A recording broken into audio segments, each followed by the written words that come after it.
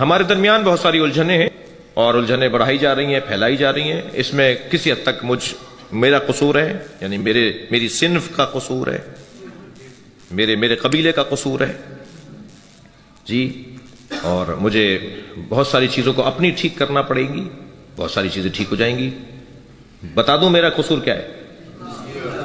اچھا، قصور میں اپنا بتا رہا ہوں، پریشان آپ ہو رہے ہیں. پریشان تو میرے قبیلے کے لوگوں کو ہونا چاہیے کہ پتہ نہیں کیا کہیں گے اب یہ. میرے قبیلے کا ایک قصور ہے. مجھے اس آبادی کے علماء کچھ دیر کے لیے کان میں روئی ڈالنے نہ سنیں کہ میں کیا کہہ رہا ہوں جی. میرے قبیلے کا ایک قصور یہ ہے کہ میری طرف سے عزاداری میں کوتاہی ہے. ناراض ہو رہے ہیں؟ میرے قبیلے کی طرف سے عزاداری میں کوتاہی ہے. جب میرے شہر میں جلوس نکلتا ہے تو میں کہاں ہوتا ہوں؟ جب ماتمی حلقہ لگتا ہے تو میں کہاں ہوتا ہوں؟ جب تابوت اٹھ رہا ہوتا ہے تو میں کاندھا کیوں نہیں دیتا؟ جب علم اٹھ رہا ہوتا ہے تو میں اس کو لے کے کیوں نہیں چلتا؟ آپ نے پورا سسٹم ان کے حوالے کر دیا جنہیں آپ کے گمان میں آپ پسند نہیں کرتے. آپ تو ان کے ساتھ کھڑے ہونے کو تیار نہیں ہیں، آپ تو ان کے ساتھ محبت کرنے کو تیار نہیں ہیں. میں تعریف نہیں کر رہا اپنے شہر کی. کراچی میں کوئی الجھن نہیں ہے. میں 500 شیعہ مسجدیں ہیں، کسی مسجد میں کوئی الجھن نہیں ہے.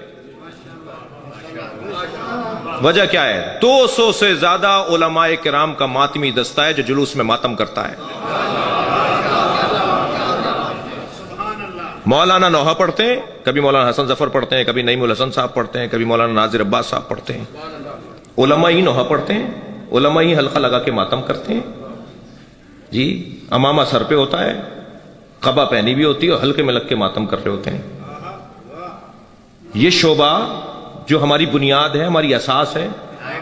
میں تھوڑی خطرناک وادی میں آ گیا ہوں. مجھے کل بھی مجلس پڑھنی، اللہ کے پڑھنے دیا جائے مجھے جی. یہ شعبہ جو ہمارے مذہب کی بنیاد ہے جی، جس کی وجہ سے تشیع ہے. بتائیے تشیع بغیر عزاداری کے کچھ ہے؟ شیعت زیرو ہے بغیر عزاداری کے. ہم تک تشیع پہنچی ہے عزاداری کے ذریعے جی. اس میں میرا کردار کتنا ہے؟ میرے گھر میں مجلس کیوں نہیں ہوتی؟ میرے اپنے گھر سے زلجنا کیوں نہیں نکلتا؟ میں اپنے قبیلے کی بات کر رہا ہوں. میرے اپنے گھر سے کیوں نہیں علم نکلتا؟ میں کیوں ماتمی دستے میں کھڑے ہو کے ماتم نہیں کرتا؟ میں نے اتنا بڑا شعبہ چھوڑ دیا. اور پھر اگر کئی غلطی ہو رہی ہے، وہاں پر کوتاہی ہو رہی ہے تو ناراض بھی ہو رہا ہوں. میرا ناراض ہونا بنتا ہی نہیں ہے.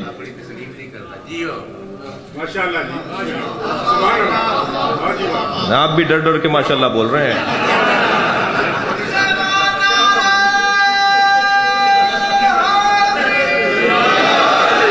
آپ چلے جائیے.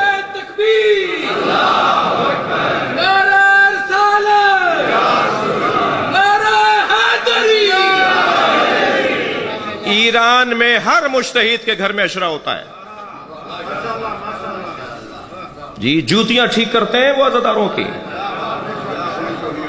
میں ایک نہیں، دسیوں مشاہدہ ہے میرا جو جب ان کے گھر میں عشرہ ہو رہا ہوتا ہے، مجلس ہو رہی تھی، وہی ذاکر کو پڑھواتے ہیں. وہاں کے ذاکرین جی دروازے میں کھڑے ہوتے ہیں. وہ مجتہد صاحب جب جوتی اتار کے لوگ جاتے ہیں وہ سیدھی کر کے کرتے ہیں.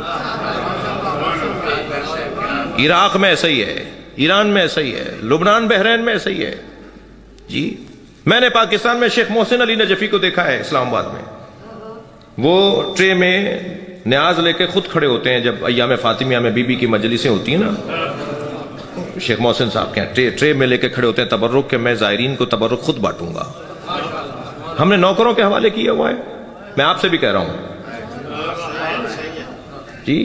بوفے سسٹم آ گیا ہے، اب نیاز بوفے سسٹم پہ ہوگی جی. ہم نے نوکروں کو کہا تم فرش تم بچھاؤ گے، نیاز تم بناؤ گے، تو نوکر تو فائدے میں رہا، تنخواہ بھی لے گا، ثواب بھی لے گا.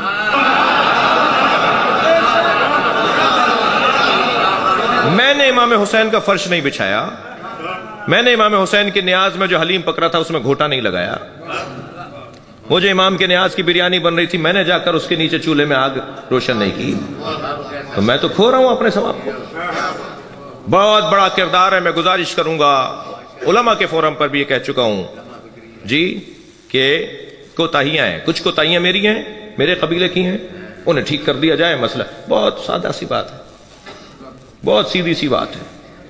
مجلس ختم ہوئی، ماتم شروع ہوا، ہم ایک مرتبہ چلے گئے، میں ذاکر، میں خطیب، اتنا مصروف ہوں کہ میں تو ماتم میں کھڑے ہونے کو ٹائم نہیں ہے، میں فوراً کوئی راستہ ڈھونڈتا ہوں نکلنے کا۔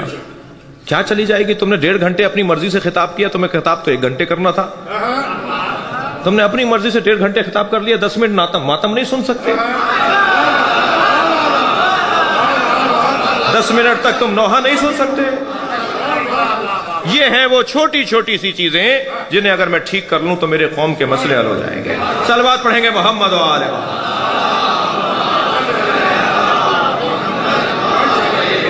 اس سے بہتر اور بلند صلوات نبی کی ذات میں دیا۔